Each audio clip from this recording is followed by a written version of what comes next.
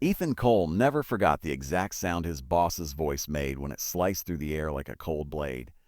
It was 7 in the morning, the office lights barely warming up, the city still yawning awake, and yet the words hit him with full brutality. You're fired.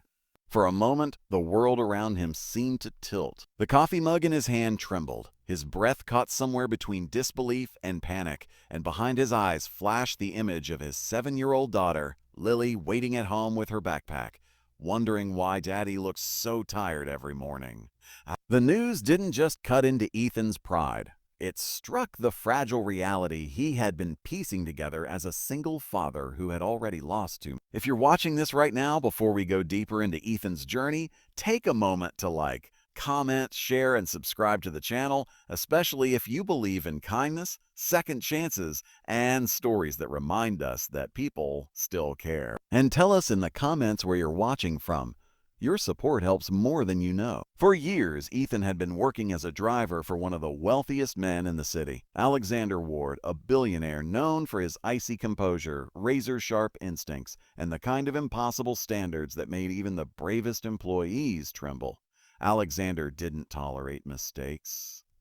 He didn't tolerate excuses. He didn't tolerate anything less than perfection, and for the most part, Ethan met those expectations. He was disciplined, respectful, and always on time, except that morning when Lily woke up gasping from a nightmare, clutching his sleeve with trembling fingers, terrified he was going to disappear like her mother had 2 years earlier. Ethan held her until she calmed down, and in doing so, he arrived 20 minutes late. 20 minutes that cost him his livelihood. He walked out of Alexander's glass office feeling like the ground had been pulled from beneath him. His chest tightened as he crossed the street, every honk and footstep echoing the panic spiraling through him. Losing the job meant losing the health insurance Lily depended on for her asthma treatments. Losing the job meant rent would fall behind. Losing the job meant, for a man who prided himself on protecting his daughter at any cost, that he had failed again.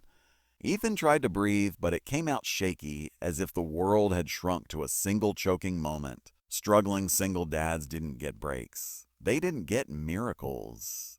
They just kept walking, even when their feet felt heavy, even when their hearts felt bruised. When Ethan reached his small apartment, he forced himself to smile for Lily. She ran to him, wearing mismatched socks and a bright pink bow, unaware of the storm gathering behind his tired eyes. He lifted her up and spun her around, laughing so she wouldn't see the cracks spreading through his strength.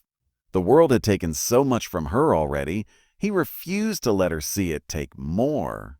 But deep inside, behind every forced smile and gentle reassurance, Ethan felt the weight of the impossible. He needed to find another job quickly, but every attempt spiraled into closed doors. People didn't want someone who could only work restricted hours.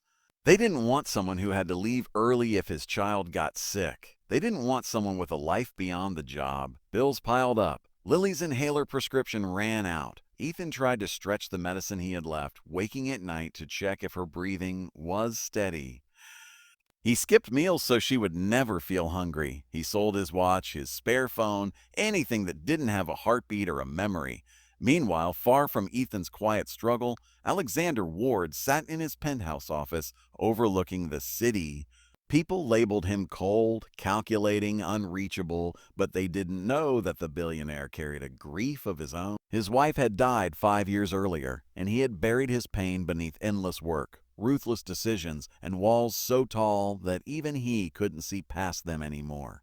He remembered the look in Ethan's eyes when he fired him, something raw, something desperate, and for the first time in years, the memory bothered him. He had noticed how Ethan always talked about his daughter, how he never took personal days unless Lily was sick, how he worked twice as hard as anyone else without complaint. Something inside Alexander shifted, something he hadn't felt in a long time. 2 weeks passed before their paths crossed again. Alexander stepped out of his building one evening and saw Ethan across the street, kneeling beside Lily as she coughed uncontrollably. Her small body trembled with each breath, and Ethan's hands shook as he opened a nearly empty inhaler. The traffic light changed, and Alexander instinctively rushed toward them. It shocked Ethan to look up and see the billionaire who had ended his job standing before him. But he was too focused on Lily to speak. Full Alexander saw fear in Ethan's eyes, a fear he recognized from the nights he had watched his own wife struggle to breathe in the hospital. His chest tightened as memories he had buried clawed their way back to the surface. In that moment, everything changed. Alexander didn't see an employee he once fired. He saw a father fighting the same battle he had once fought. Without hesitation, he called his private doctor, ordered an emergency car, and lifted Lily into his arms as though she were his own family. Phone. At the hospital, while Lily was treated and stabilized, Ethan sat in the hallway, exhausted, defeated, and confused as to why a billionaire who had pushed him out would suddenly step in to save his daughter. When the doctor finally came out and confirmed that Lily was safe but needed long-term management of her condition, Ethan nearly collapsed with relief. He sank into a chair, burying his face in his hands as tears he had been holding back for months finally spilled out. It wasn't just the fear of losing Lily. It was the weight of everything he had been carrying alone. Alexander watched him from a few steps away, and something inside him softened in a way he hadn't believed possible anymore. After Lily was moved to a room, Ethan walked over to Alexander, ready to express gratitude, apology, anything he could muster. But before he could speak, Alexander said something he never expected. He told Ethan that he hadn't fired him because of tardiness.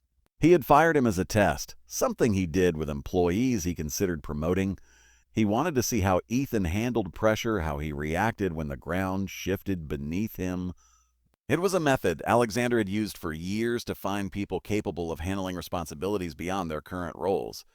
But this time, he had misjudged. He hadn't known about Lily's condition. He hadn't known how much Ethan was already carrying, and he regretted the pain he had caused. Alexander then told Ethan that he wanted him back, not as a driver, but as the head of his personal logistics team. A position with triple the salary, full health insurance, housing assistance, and flexible hours that allowed Ethan to prioritize Lily's needs. The words felt unreal, like a miracle Ethan had never dared to hope for. His throat tightened, and for a moment he couldn't speak. He simply nodded as tears streamed silently onto his hands. As the days passed, Alexander spent more time visiting Lily, bringing small gifts, listening to her stories, learning what made her laugh. Something about her innocence cracked open a part of him he had sealed off for years. And something about the way Ethan loved his daughter with fierce devotion reminded Alexander of the kind of courage money couldn't buy. The three of them formed a quiet bond, one built on gratitude, shared wounds, and unexpected kindness.